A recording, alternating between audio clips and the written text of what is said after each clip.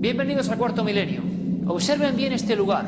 Un lugar lleno de historias, de leyendas, de supuestos crímenes y de voces y apariciones. Sí, es el famoso Palacio de Linares. Y esta noche vamos a entrar en él. Y lo que es más importante, vamos a intentar descubrir todos sus secretos. Mito, leyenda o algo de realidad. Pero antes de adentrarnos en la dimensión oscura de ese célebre palacete madrileño, me gustaría invitarles a otro viaje. Un viaje quizá imposible o quizá factible dentro de unos años. Me refiero a ese eterno sueño, ese eterno anhelo de esta especie humana. Lo hemos controlado casi todo. Somos dueños de la realidad y, sin embargo, el tiempo sigue siendo el gran reto, el gran desafío. No podemos dominarlo, no podemos controlarlo a nuestro antojo y, sin embargo, se está intentando. Y se está intentando, cuidado, no en los libros de la ciencia ficción, no en las novelas fantásticas, no, en los laboratorios. Esta noche, científicos de primer nivel mundial vienen a hablarnos de teletransportación y de posibles viajes entre universos paralelos. ¿No les parece apasionante? ¿No les parece un sueño? Pues vamos a vivirlo. Viajemos en el tiempo.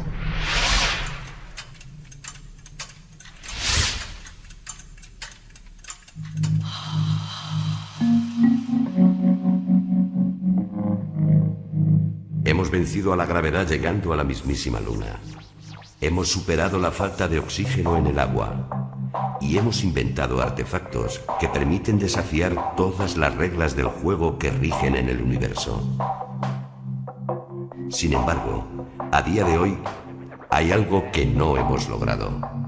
Un anhelo que sigue presente en la mente del hombre desde tiempos ancestrales. Hay algo, en pleno 2007, que el ser humano todavía no puede dominar.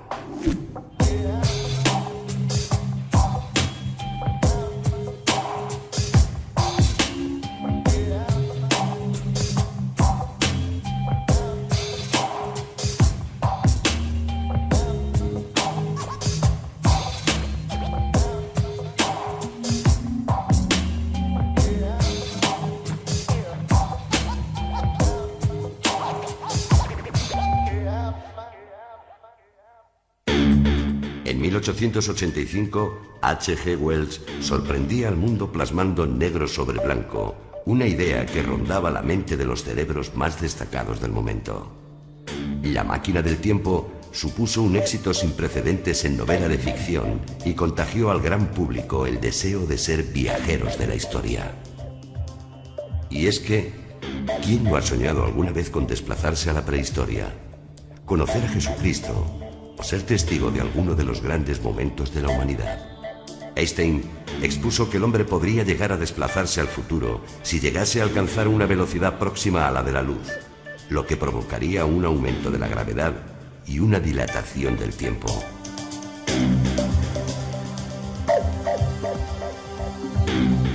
El físico norteamericano Paul Davies describió en un libro cómo fabricar una máquina del tiempo. Para Davies, si se unen dos agujeros negros mediante un agujero de gusano, se podría viajar al pasado y al futuro. El último hito en esta carrera contra el tiempo lo ha protagonizado el científico John Cramer, que desde un sótano de la Universidad de Washington intenta demostrar que dos partículas de luz pueden interactuar en sentido contrario al que transcurre el tiempo. La idea básica de nuestro experimento es que tenemos un fotón que tiene una gran cantidad de energía. Se rompe en dos fotones que van en dirección diferente. Y la idea es que si hacemos una intervención en uno de los fotones, tiene un efecto en el otro fotón. Y la cuestión es si se puede utilizar esta conexión para enviar mensajes de un fotón al otro. Según el sistema que estamos utilizando, provocamos que el fotón A se comporte como una partícula o como una onda, y esto haría que el fotón B se comportara como una partícula o como una onda, y se convirtiera en nuestro mensaje. Cramer afirma que esto supondría el germen de los viajes temporales y está tan seguro de su teoría que afirma que todo es cuestión de dinero. Stephen Hawking plantea que si realmente se pudiera viajar en el tiempo, ya hubiéramos recibido la visita de muchos turistas temporales que habrían venido desde el futuro. Y según Hawking, no se ha dado el caso, o tal vez sí. Quizá esos objetos voladores sin identificar que salpican el cielo terráqueo, o esas inquietantes visiones espectrales que solo algunos pueden ver, no sean extraterrestres ni fantasmas, sino simples viajeros. Seres humanos como nosotros, que por fin han logrado el gran sueño: dominar el tiempo.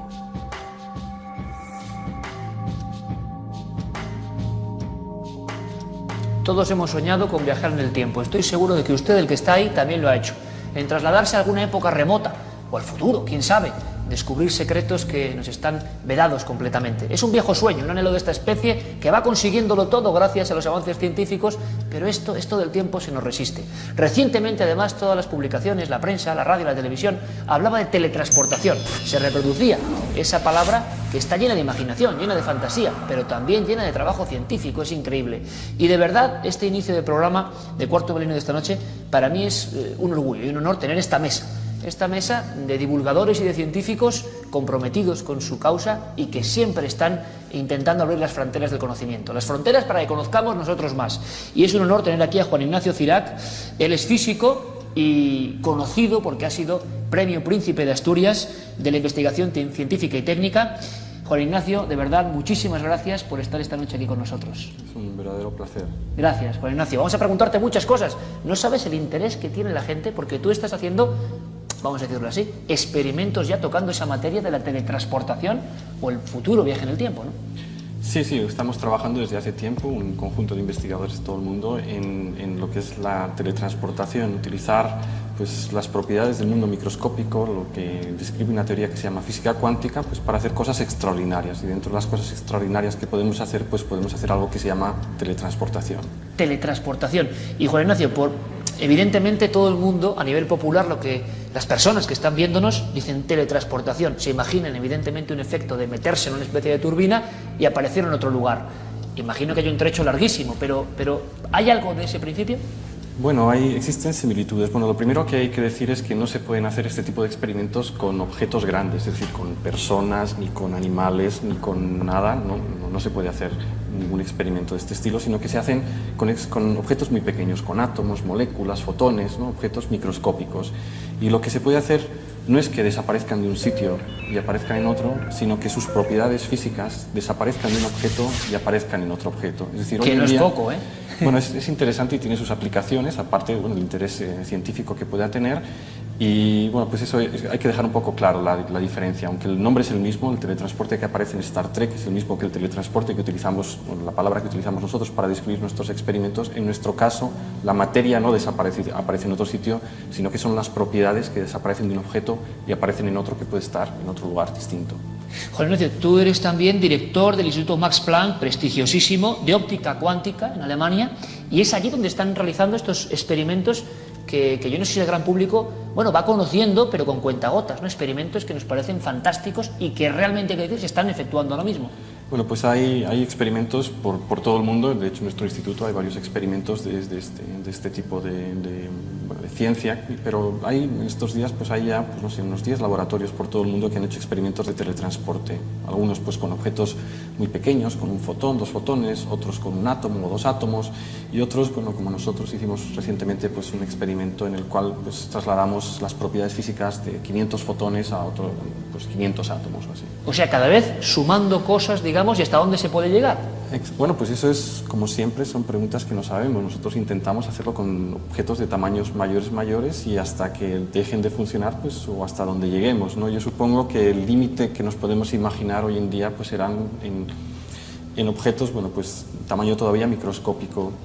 Y luego también hay que decir que cuando transportamos esas propiedades físicas no transportamos todas ellas, no teletransportamos todas las propiedades físicas, sino que algunas de ellas solo. O sea, en estos experimentos no es que la materia que esté en un sitio, todas sus propiedades desaparezcan y aparezcan en otro objeto, sino que algunas propiedades de esta materia aparecen y desaparecen en otro objeto. Yo creo que será muy difícil en el futuro hacer estos experimentos con objetos grandes y también hacerlo con todas las propiedades físicas, ¿no? Pues tenemos muchas limitaciones hoy en día. Desde luego es maravilloso. A mí me emociona realmente escuchar a un científico que está hablándonos y en el fondo poniendo ahí un detalle sobre lo que podrá ser el futuro, porque cuántas cosas eran inimaginables y ridículas. Y luego hablamos de eso, Juan Ignacio, de cuántas cosas que ya se están llevando a cabo eran absolutamente sueños, imposibles en muchos casos. Nos acompaña un buen amigo, divulgador, periodista del diario ABC, José Manuel Nieves, y además recomiendo su última obra, Hablemos de Ciencia, porque es una forma de acercarse, yo creo, con pasión, porque es posible la ciencia con pasión y estos temas nunca mejor dicho,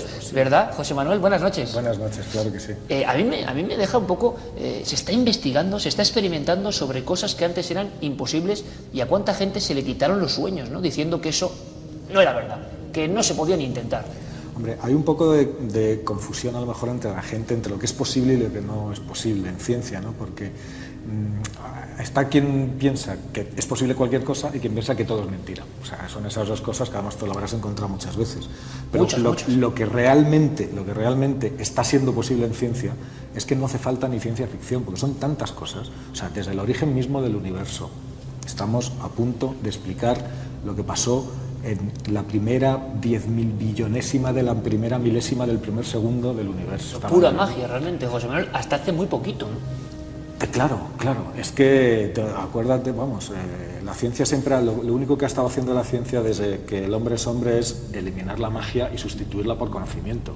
Desde aquellos primeros rayos que parecían mandados por los dioses y que quemaban los árboles y eran castigos divinos a explicar exactamente cómo son los fenómenos meteorológicos, pues pasa un trecho. Y ahora mismo estamos en otros niveles. Es decir, las preguntas que nos hacemos es del mismo tipo de las del rayo, pero mucho más complicadas. El viaje en el tiempo es una de ellas, la teleportación es otra de ellas. Bueno, precisamente ayer mismo salía publicado en una revista científica, en Nature, el último experimento hecho sobre teleportación. Y ha sido hecho en España, lo han hecho un grupo internacional, pues que eran austríacos, ingleses, italianos y alemanes, creo recordar, pero se fueron a Canarias y enviaron las propiedades de un fotón desde la isla de La Palma hasta la isla de Tenerife, batiendo todos los récords hasta ahora mismo, 144 kilómetros. Es lo que más se ha conseguido. Una teletransportación de 144 kilómetros. Bueno, Ignacio lo podrá explicar mucho mejor que yo, pero lo que han hecho es aprovechar una propiedad del estado cuántico de la materia, que las partículas fundamentales se generan por pares, es decir, hay un par de partículas que están entrelazadas entre sí mismas de una manera que es indestructible y no necesita la información viajar entre una y otra. Lo que le ocurre a una es inmediatamente y automáticamente sabido por la otra.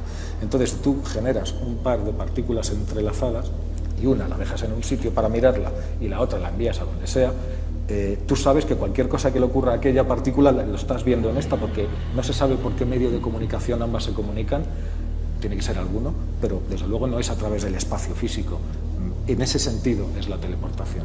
Nos acompaña también un buen amigo, el físico don Miguel Bibiloni, que siempre además siempre nos ayuda, siempre está presto a darnos información.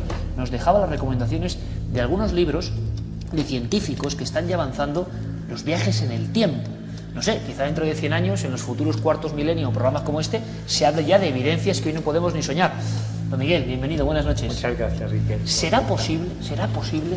Hemos visto a un científico, caramba, que experimenta en una universidad en Washington y que dice que, bueno, lo que dice. Sí. Yo no sé qué os parece. Yo, si me permitís, lo que me huele más bien a hace unos años, durante 2 o 3 años, la NASA abrió un proyecto que se llamaba Breakthrough, ruptura, que lo que trataban de conseguir eran ideas para el viaje interestelar, ideas solo.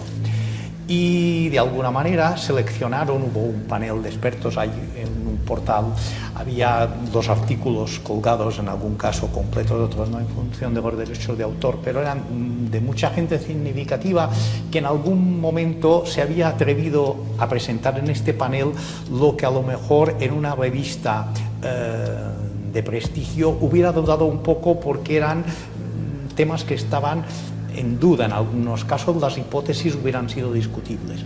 Y de algún modo se dijo que si surgía algún proyecto muy interesante, aunque el proyecto Breakthrough había finalizado, se buscaría financiación.